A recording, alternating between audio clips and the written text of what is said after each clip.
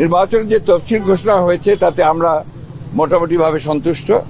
শব্দের একটা এদিক ওদিক থাকতে পারে, সে বিষয়গুলো আমি খুব বেশি বড় করে দেখি না। আমাদের প্রত্যাশা যে নির্বাচন কমিশন একেবারে নিরপেক্ষভাবে, সুষ্ঠুভাবে, অবাধ এবং একটা গ্রহণযোগ্য নির্বাচন অনুষ্ঠান করবে। আমাদের কোনো সমস্যা নেই, রাজনৈতিক দলের মধ্যে তো এগুলো থাকে। আমরা চূড়ান্তভাবে তো প্রার্থী তালিকা আমরা দেইনি, আপনারা সবাই জানেন। আমরা প্রাথমিক কথা বলেছিলাম এবং আমরা সেই তালিকা এখন চূড়ান্ত হবে। কিছুটা সমস্যা তো হবেই, এ ব্যাপারে কোনো সন্দেহ নেই। আমরা সেটা আমাদের দলের সিদ্ধান্ত, এটা তো এখনই আপনাকে বলা যাবে না যে নির্বাচনের ব্যাপারে আমার কোনো আপনার আশঙ্কা নেই, আপনার কোনো রকমের আমি ভুগছি না যে নির্বাচন হবে কি হবে না। নির্বাচন হতেই হবে, সেটা হয়েছে। আজকে নির্বাচনের তফসিল ঘোষণার যে ভাষণ জাতির উদ্দেশ্যে, এটা আমাদেরকে আশ্বস্ত করেছে এবং আজকে এই ঘোষণার মধ্য দিয়ে প্রমাণিত হয়েছে যে নির্বাচন কমিশন এবং সরকার এবং রাজনৈতিক দলগুলো তারা এই নির্বাচন অনুষ্ঠান করতে চায় এবং জনগণের যে ভোটের অধিকার সেটাকে আপনারা বাস্তবায়িত করতে চায় এবং সেটাকে নিশ্চিত করতে চায়। নির্বাচন যে তফসিল ঘোষণা হয়েছে তাতে আমরা মোটামুটিভাবে সন্তুষ্ট। শব্দের একটা এদিক ওদিক থাকতে পারে, সে বিষয়গুলো আমি খুব বেশি বড় করে দেখি না।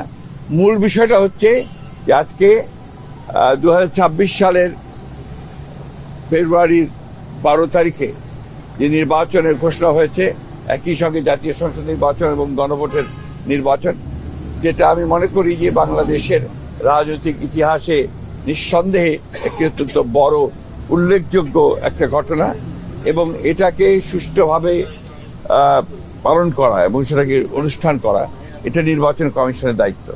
আমাদের প্রত্যাশা যে নির্বাচন কমিশন একেবারে নিরপেক্ষভাবে, সুষ্ঠুভাবে, অবাধ এবং একটা গ্রহণযোগ্য নির্বাচন অনুষ্ঠান করবে এবং এখানে সকল রাজনৈতিক দল এবং প্রার্থী তারা সবাই সচেতনভাবে এই নির্বাচনটিকে একটি উৎসব মুখর একটি নির্বাচনে পরিণত করবেন।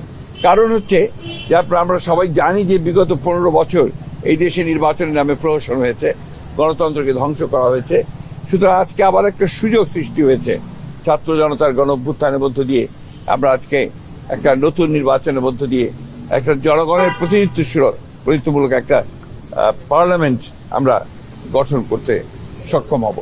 আপনি জানেন যে প্রায় 9 মাস সংস্কার রাষ্ট্র যে সমস্ত সংস্কারের প্রয়োজন ছিল রাষ্ট্রের, সেগুলো নিয়ে রাজনৈতিক দলগুলোর মধ্যে আলোচনা হয়েছে, দীর্ঘ আলোচনা হয়েছে।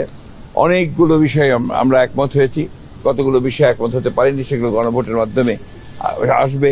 এবং একই সঙ্গে আমরা মনে করি যে আজকে এই নির্বাচনের মধ্য দিয়ে বাংলাদেশের গণতান্ত্রিক ইতিহাসে একটি নতুন দিগন্তের সূচনা হবে।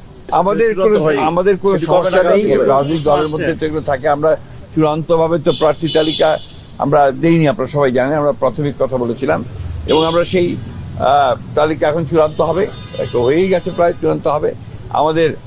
আমাদের সঙ্গে যুগপথভাবে আন্দোলন করেছেন তাদের অবশ্যই যথাযথভাবে তারা একই সঙ্গে কথা বলে আমরা মূল্যায়ন করা হবে এবং আমি মনে করি যে কোনো সমস্যা থাকবে না। আমরা অত্যন্ত আশাবাদী যে যারা আন্দোলন করেছেন এই সরকারের আমাদের সেই বিগত ফ্যাসি সরকারের বিরুদ্ধে, তাদেরকে যথাযথভাবে একসাথে ঐক্যবদ্ধ হয়ে আমরা নির্বাচনে অংশ নিতে পারবো। এমনকি যারা অন্যখান থেকে অন্যান্য দলগুলো বা জোটকে যারা করবেন, তারা সবাই গণতন্ত্রের যে স্পিরিট সেটাকে সঙ্গে নিয়ে এবং একটা নিরপেক্ষ নির্বাচনের ব্যাপারে সহযোগিতা করবে। কিছুটা সমস্যা তো হবেই, এ ব্যাপারে কোনো সন্দেহ নেই।